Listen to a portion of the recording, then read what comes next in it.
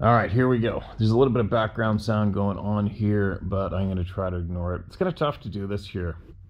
I love doing this, but it's kind of tough. Like, I'm in a way, you can't wait to get home, to get back into your usual setting, go up in the woods and stuff, in the mountains and do it. But at the same time, you don't really want to go home just because of that. But in a way, that's one way that I do feel I would like to be at home, is to be doing this and doing what I've got planned to do when it comes to this and more. But anyways, make do with what we got, right? It's just tough around here. There's just so much going on around here. Background sound, there's nowhere for me to really go out and do this without making it a big expedition trying to get away from people. It's not easy. But anyway, that's not what it's about.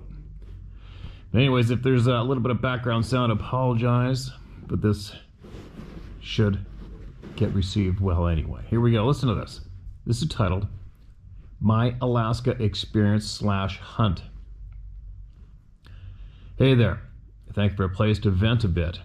I'm a poor speller / reader, just fair warning. Been hunting and fishing and shooting since as young as Mom would let me go outside alone. I'm 59 now. I've been gold dredging around Trinity area for 15 years. I shoot IPSC and 1,000-yard competition. 5 years ago, I booked a solo guided moose grizzly hunt to Alaska, the southwest side of Denali. The area is grandfathered in to hunt for the first master guide of Alaska. When he dies, that's it for hunting there. That's probably too much info right there. This place doesn't get hunted by a handful... this place doesn't get hunted, but by a handful of people. It was a float hunt from a bush plane. 3 aircraft to get there. 70 miles in from a very small runway, and we are as remote as it gets. Half the guides I've been with have been more than rough and hard to get along with. Tight-lipped and military-like rude, but they deal with all sorts of idiots that have money. Okay, so the third day we have only floated 5 of 70 miles. I'd already got a 9-foot grizzly, and we had just located some really nice moose on a pond. Plan was to get a good night's sleep and go for them the next morning. That moose was mine. He wasn't spooked, and I can take game from a long way off. That night, we camped on river. There wasn't a shallow part of the river. The edge of the bank was cut so it was 5 feet deep where we tied off the raft for 200 yards in either direction. I checked. 3 a.m. I could hear something heavy walking around our camp, crunching rocks over the sound of the water. I thought I could hear people talking quietly. It sounded like a record was being played backward, almost like Chinese. It went on for 10 to 15 minutes. I was scared, almost anxiety attack scared. I had a .44 mag, but felt very vulnerable and disoriented. I was freaking out in my tent, too scared to unzip and look outside, just too scared. I knew my guide wasn't playing a game. I could hear him snoring from 25 yards away. Then the rocks started. Several very large rock had hit the water in the river. They were hitting so hard that they were impacting the rocks at the bottom of the river, 5 feet deep. I know what beavers sound like, and they weren't beavers. I'm telling you this because I just found your YouTube stuff, and a guy mentioned the rocks were coming from straight downward. No way to have that happen with such large, powerful splashes. No cliffs around it. It was flat for a mile in all directions. The next morning, my guide was packing raft with a nervous look and told me to get my shit on the raft for going to a better place downstream. He knew what was going on. We never spoke about it. We also lost most of the food. I told my wife this is the only other time I've talked about it. I moved here to Alaska 3 years ago, and I'm actually a bit scared to go out now. I don't think they want to hurt us, but they have some gifts we don't. Thank you, Tom Ridley. There you go, Tom. Welcome to the club, man. I know it's going to be tough to go out. It's tough to go out for a lot of people to keep going out, but you got to go. You got to go. Don't let it steal anything from you. You know what I mean? You got to keep going. You have to. It's funny how many people will talk about it, right? Not me. But anyway, moving along. There you go. I'm sure there's a whole pile of guides and hunters in Alaska that know about this shit, and they're not saying nothing. I will guarantee you they're here listening too.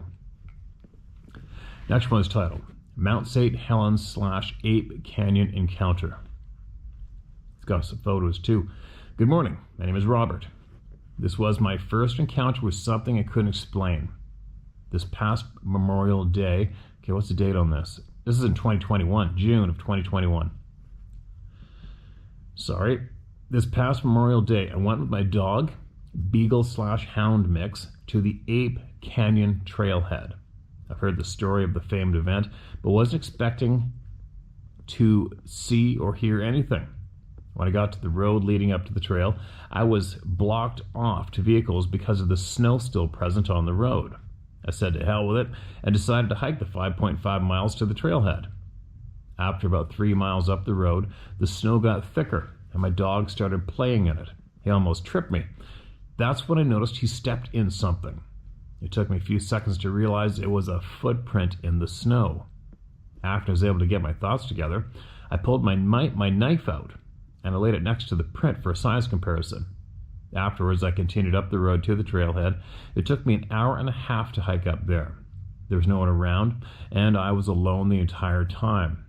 Once I got onto the trail, you could tell that no one has been on it, with all the cobwebs. After 10 minutes on the trail, I started to hear thuds coming from across the valley. I knew they weren't gunshots or logging, due to being in the military and years of competition shooting. They persisted every few minutes as I headed up the trail. After 1 mile, I came to a giant print in the mud. I took a picture and continued. About another half a mile in, there was a decent-sized log that was across the trail. I tried to convince myself that it was deadfall from the winter. And just when I was about to walk over it, there was a sound I will never forget. The sound like drumsticks hitting each other, about 10 to 15 meters in front of me. I stopped. My dog snapped to attention, and I was on edge. I was armed with a pistol, but I did not reach for it. I put my hands up and I said, I will respect your wishes if you respect mine. I turned around and walked back down the trail. I could still hear the knocks as I was leaving, when after 10 minutes I heard a noise to the left of me up a hill. My dog automatically looked up the hill, cocked his head back as if he was confused by what he was looking at, and lunged forward. I pulled on his leash and continued to the road that led me to the trailhead. And after I left the trail, all the noises stopped. I headed down the road and finally came across the first set of people on bicycles after hours on my own. Once I got home, I looked at the pictures and couldn't believe what happened. I believe the knocks were two creatures communicating with each other, letting each other know that I was going up the trail. Maybe even a heads up to me, but I was in their area. Attached are the photos I took. My tracking skills are not what they used to be, but you can see toe pads and outlines. I want to say I'm not crazy, but there has to be something out there. Nope, you're not crazy, and yes, there is something out there. There's a lot of things out there, and tens of thousands of people know it. So you're not alone. And there's the photos. And consider them shared, and welcome to the club. And be careful out there, man. You know what's out there, and they know you know now. I'm not saying they're dangerous, but brace yourself the next time you go hiking and they want to announce themselves to you, right? Another one. My father's story, second attempt. Hey Steve, my wife and I just sent a small donation to support your work. It is a token of our appreciation of your tenacious pursuit of the truth. I think you know by now that the space you've created has provided the first chance for so many honest people to share their experiences. The ridicule and character assassination for relating their stories has prevented them from ever sharing again until now. Regardless of the outcome of this project, your impact on the well-being of your contributors will be worth it all. And now to my contribution, or rather my father's. Thank you for those kind words, man, a kind gesture. Absolutely appreciate that. Thank you so much. And now to my contribution, or rather my father's. My father related the story to me when I was a teenager. My father would also have been a teenager at the time of the event. It took place in the mid to late 1960s in rural northern New Hampshire. It happened at night during an almost whiteout condition blizzard. My father was being driven home after, what I remember, was a church event. His mother was driving the car, and she was accompanied in the front seat by a fairly overweight adult female friend. My father made it into the back seat. My father rode in the back seat. They had to crawl down the road home as the snowfall was obscuring my grandmother's view. My father said they crested a hill, and my grandmother slammed on the brakes.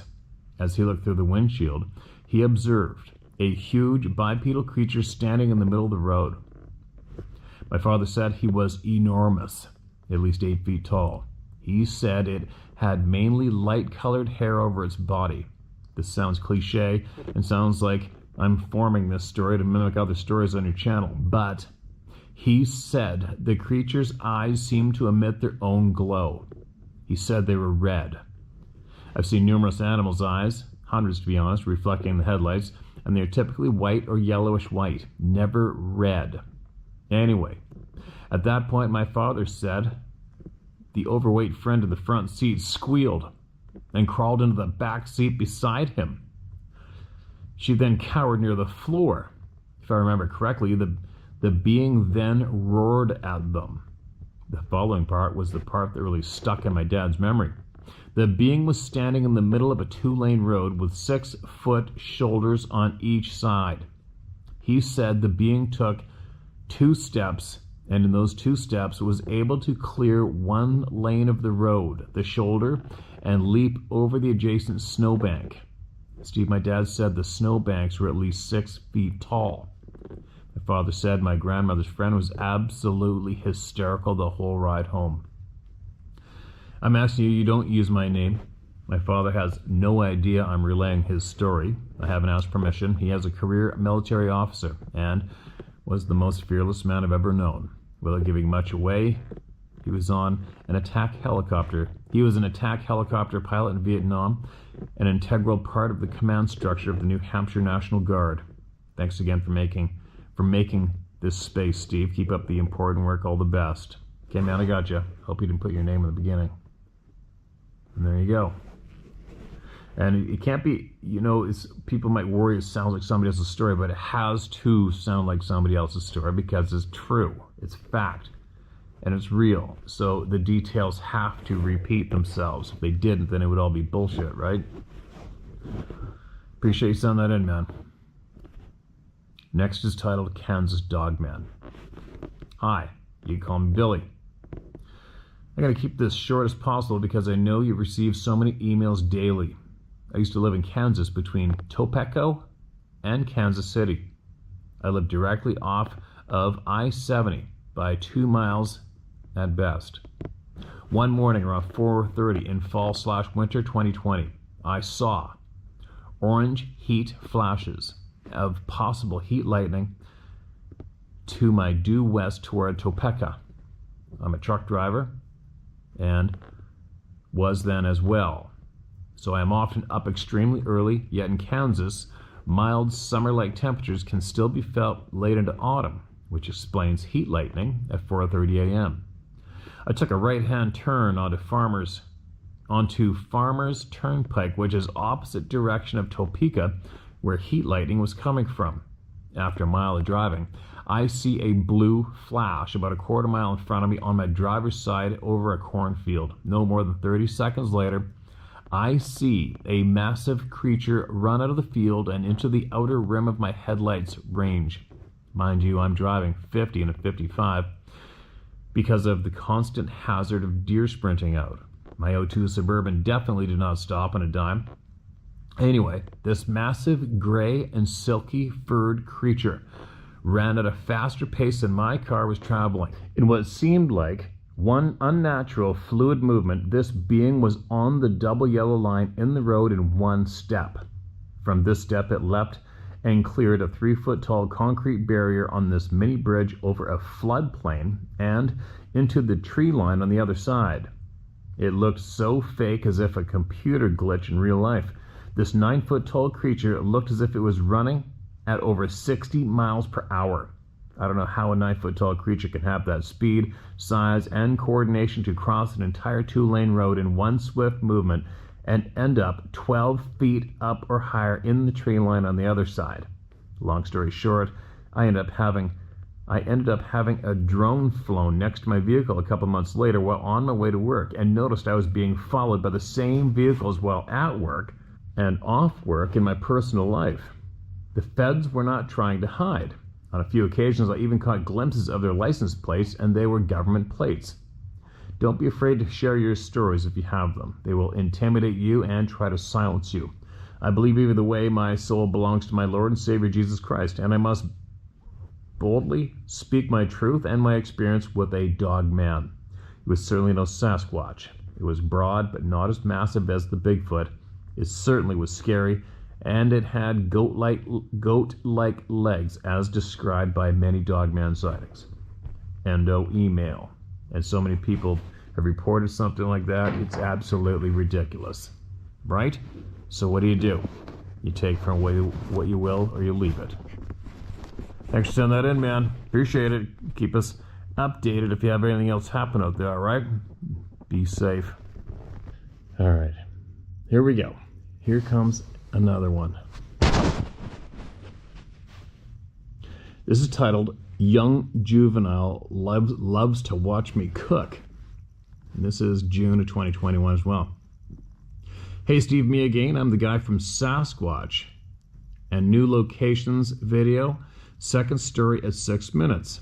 All right. So that's the title of that past video is Sasquatch and New Locations. Second story, 6 minutes. I said I would send in my encounter that happens behind my home. A few months ago, I was cooking some of my V8 burgers on the grill, and I got the feeling I was being watched.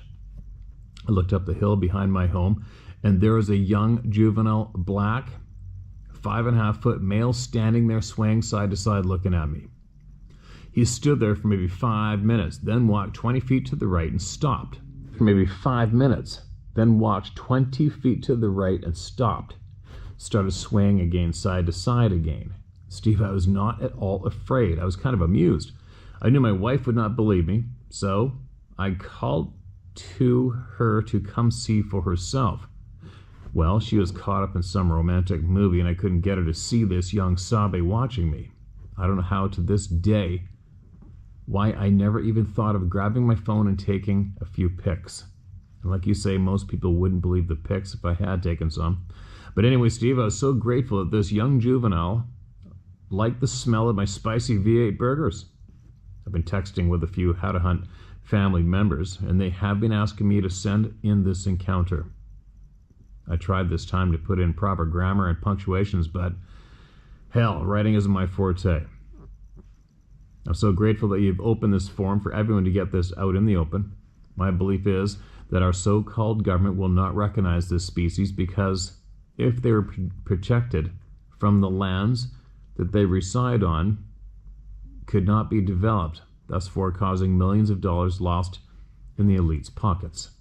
It always boils down to the dollars. Steve, I'm so sorry for the loss of your beautiful horse, Mr. Macaroni. The bond between a human and a horse is something that cannot be compared to.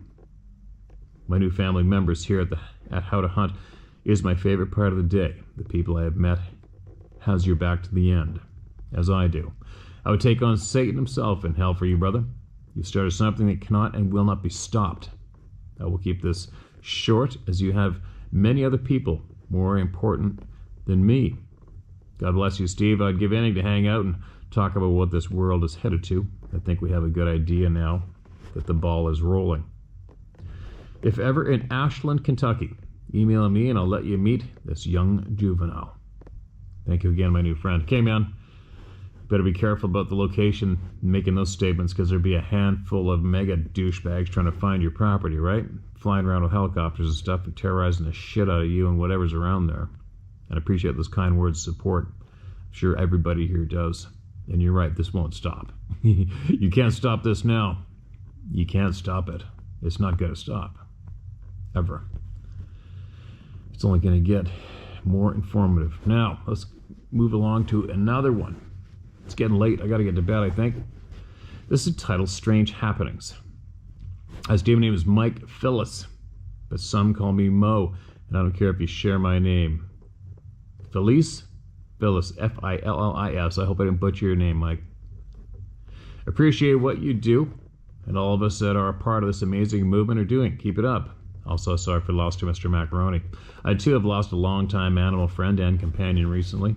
I'm willing to share an experience that happened to me above the hills of Williams, Oregon, one Memorial Day weekend. It was my birthday, and a few friends and I were going up into the hills to have a fire, drink some beers, and celebrate my birthday. We went up Caves Camp Road above a clear cut above town everyone hates. The top of the cut is heavily forested with old-growth trees, and the road dead ends at an old landing that is 75 feet by 100 feet. It's heavily protected on all sides by dense forest. About 5 a.m. we were asleep. Me in my tent and my friends were sleeping in the back of their truck beds without a canopy. It started to rain as it always does on my birthday in Oregon. My friends and I woke up. They decided to leave due to the fact that it was raining and they had no canopy. I helped them load up and heard them drive all the way down the mountain. My buddy had a super loud exhaust in a Chevy pickup that you could hear all the way down the hill. He lived at the bottom of the road we were on, and you could hear him pull in his driveway and shut the truck off. I went back into my tent and got back to sleep. I was awakened at 5:35 a.m. to something streaking down the side of my tent. The first time I thought it was just fir cones falling out of the trees and hitting the tent, so I tried going back to sleep. It happened again in the same spot. The second time I stayed awake. That third time it happened, I hit the side of the tent and hit something hard that felt like a hand. I sprang out of my tent to see what the hell it was, with an AK-47 in hand. I saw nothing. It was a clear 75 by 100 foot landing surrounded by old growth timber. I then thought it was my friend playing a prank on me, even though I did not hear them stop when they left or even a door shut. I said, "Ha ha, you guys are funny." As soon as I finished the sentence, I was hit right in the nose by a fir cone square in the face. I mean, right in the nose. I saw nothing from the direction it came from. And then I said, "Knock it off, I'm trying to sleep." I turned around to go back into my tent and sleep when I was hit 2 more times in the right shoulder and neck by 2 more fir cones. I spun around to see if I could see what was throwing them, but I saw nothing. I got an overwhelming feeling that I was not alone and started to walk backwards to the tent with my AK pointed in the direction of where I thought they came from. I said, "Knock it the F off." And all hell broke loose. I was getting bombarded by fir cones from what seemed like 6 or 7 different directions, and all of them hitting me in the face or neck.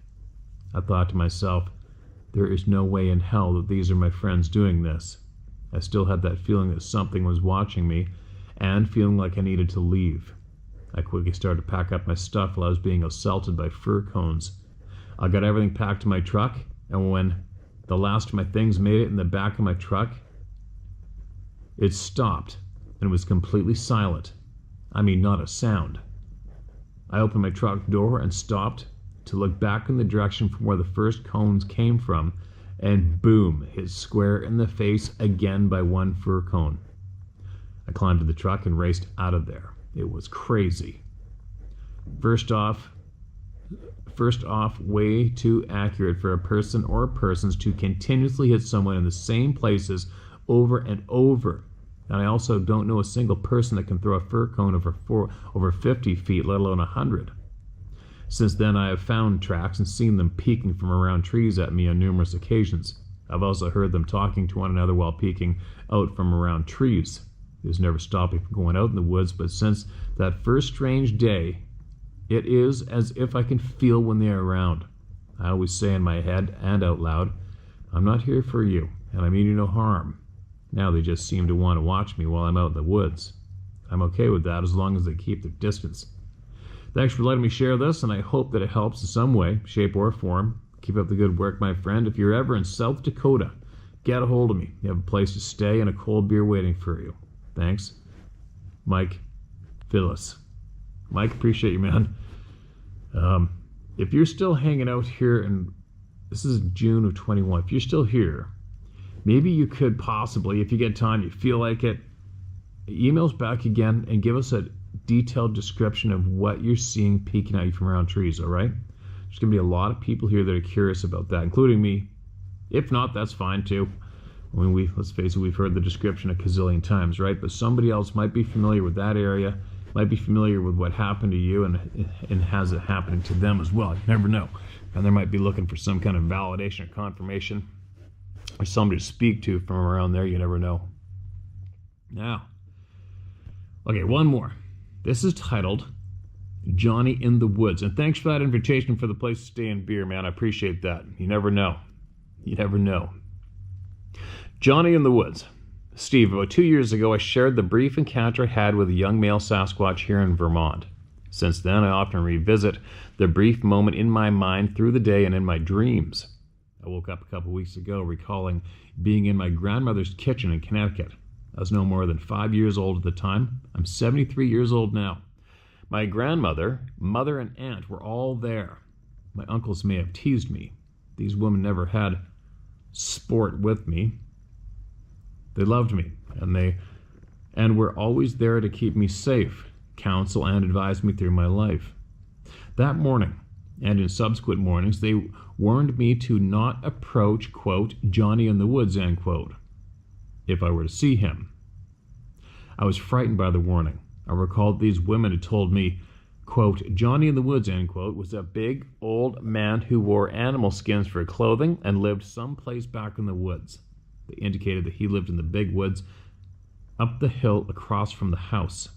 Apparently someone would report seeing him from time to time, and he would hide or disappear from view. Well, Steve, I grew up and hunted every inch of those woods and beyond for miles, and never found, quote, Johnny in the Woods, end quote, home, or the remains of his camp or cabin. It struck me that the animal skins had hair. I think I think that what they were describing was a Sasquatch, not an old man who wore fur. These women are all gone now, and I do not think they ever saw Johnny. They were relating what they learned from the people who grew up there, like old Dan Sullivan. Dan was my friend. He was very old when I was very young. He was an outdoorsman who purchased his land as they did back then. You purchased the trees and the land came with it.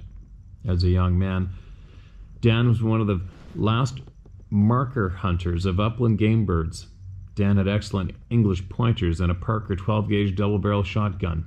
Dan told me about how the entire town was shut down when the shad ran, and the people would stretch nets across the Housatonic River, and harvest the shad. Dan was the youngest in his family, and his father told him of the days when the people would net Atlantic salmon in the Housatonic River.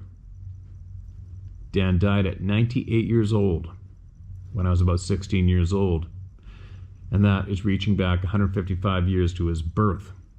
His dad was a boy when his father told him about the Atlantic salmon harvest in the Housatonic River.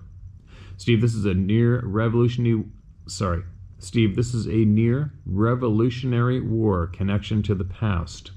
This area is highly developed today. The Housatonic River has many dams and was highly polluted in my childhood. When I was a boy, there were still some wild areas.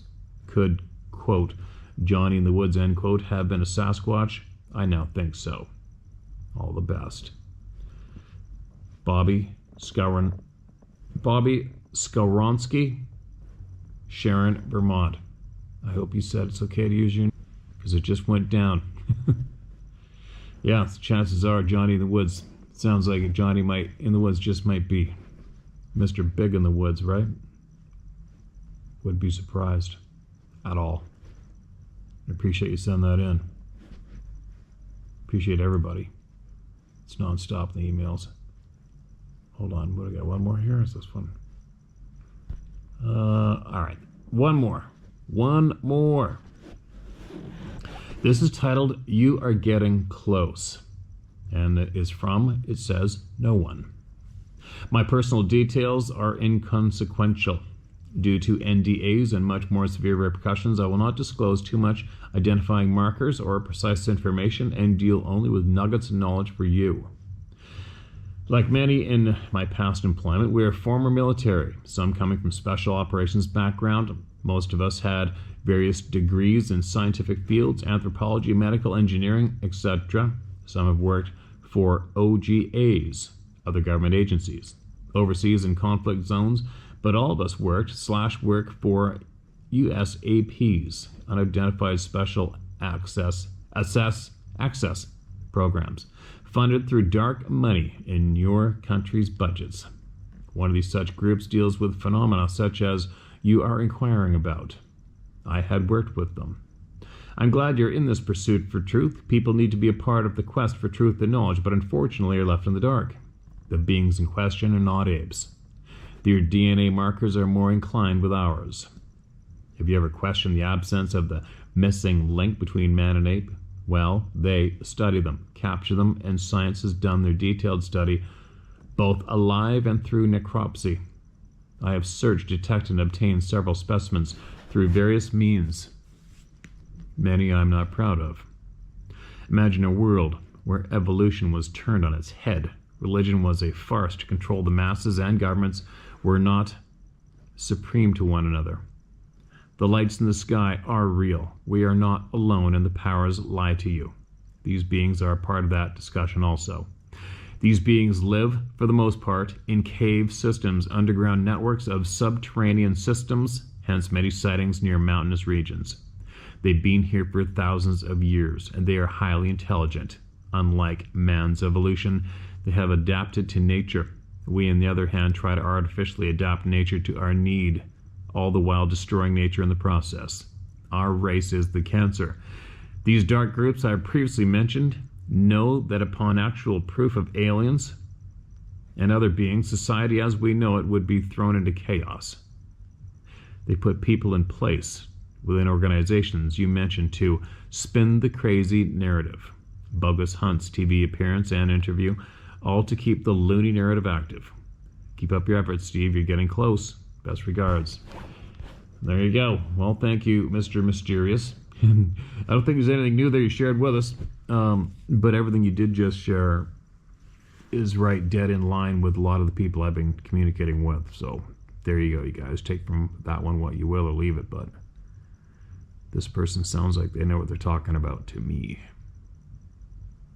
Anyway, there you go. The end of another day. Hope everybody's safe out there. Don't forget to ground your feet no matter how cold it is. Make sure you ground yourself out. It's important. Ground yourself out. Get in tune with your sixth sense, your intuition. Learn how to think for yourself. Teach your kids how to think for themselves.